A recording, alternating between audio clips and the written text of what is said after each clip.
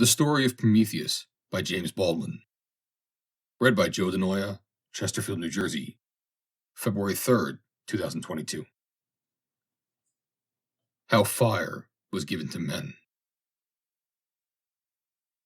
In those old times, there lived two brothers who were not like other men, nor yet like those mighty ones who lived upon the mountaintop.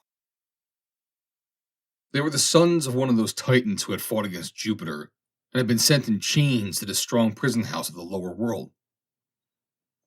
The name of the elder of these brothers was Prometheus, or Forethought, for he was always thinking of the future and making things ready for what might happen tomorrow, or next week, or next year, or maybe 100 years to come. The younger was called Epimetheus, or Afterthought, for he was always so busy thinking of yesterday, or last year, or 100 years ago, that he had no care at all for what might come to pass after a while. For some cause, Jupiter had not sent these brothers to prison with the rest of the Titans. Prometheus did not care to live amid the clouds on the mountaintop. He was too busy for that.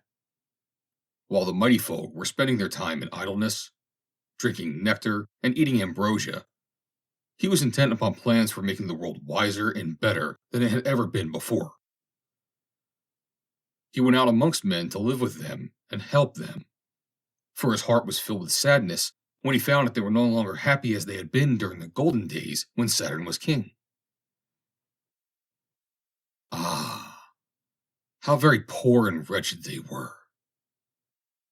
He found them living in caves and in holes of the earth, shivering in cold because there was no fire, dying of starvation, hunted by wild beasts and by one another, the most miserable of all living creatures. If only they had fire, said Prometheus to himself. They can at least warm themselves and cook their food, and after a while they can learn to make tools and build themselves houses. Without fire, they are worse off than the beasts. Then he went boldly to Jupiter and begged him to give fire to men, so they might have a little comfort through the long, dreary months of winter. Not a spark will I give, said Jupiter. No, indeed. Why, if men had fire, they might become strong and wise like ourselves.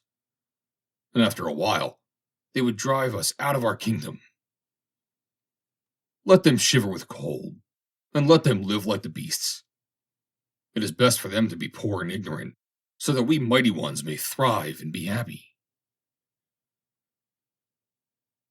Prometheus made no answer, but he had set his heart on helping mankind, and he did not give up.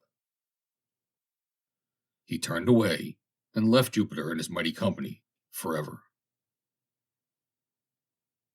As he was walking by the shore of the sea, he found a reed, or as some say, a tall stalk of fennel growing. And when he had broken it off, he saw that its hollow center was filled with a dry, soft pith, which would burn slowly and keep on fire a long time. He took the long stalk in his hands and started with it toward the dwelling of the sun in the far east. Mankind shall have fire in spite of the tyrant who sits on the mountaintop, he said. He reached the place of the sun in the early morning, just as the glowing golden orb was rising from the earth and beginning his daily journey through the sky. He touched the end of the long reed to the flames, and the dry pith caught on fire and burned slowly. Then he turned and hastened back to his own land, carrying with him the precious spark hidden in the hollow center of the plant. He called some of the shivering men from their caves and built a fire for them, and showed them how to warm themselves by it, and how to build other fires from the coals.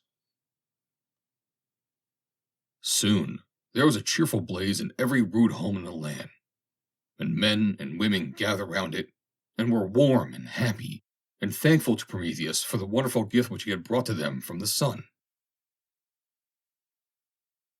It was not long until they learned to cook their food, and so to eat like men instead of like beasts.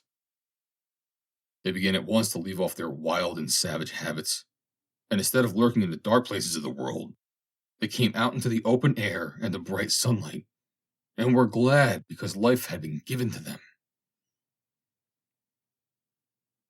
After that, Prometheus had taught them, little by little, 1,000 things. He showed them how to build houses of wood and stone, and how to tame sheep and cattle to make them useful, and how to plow and sow and reap, and how to protect themselves from the storms of winter and the beasts of the woods. Then he showed them how to dig in the earth for copper and iron, and how to melt the ore, and how to hammer it into shape, and fashion from it the tools and weapons which they needed in peace and war. When he saw how happy the world was becoming, he cried out, "A new golden age shall come, brighter and better by far than the old." The End. Read by Joe DeNoia, Chesterfield, New Jersey, February 3rd, 2022.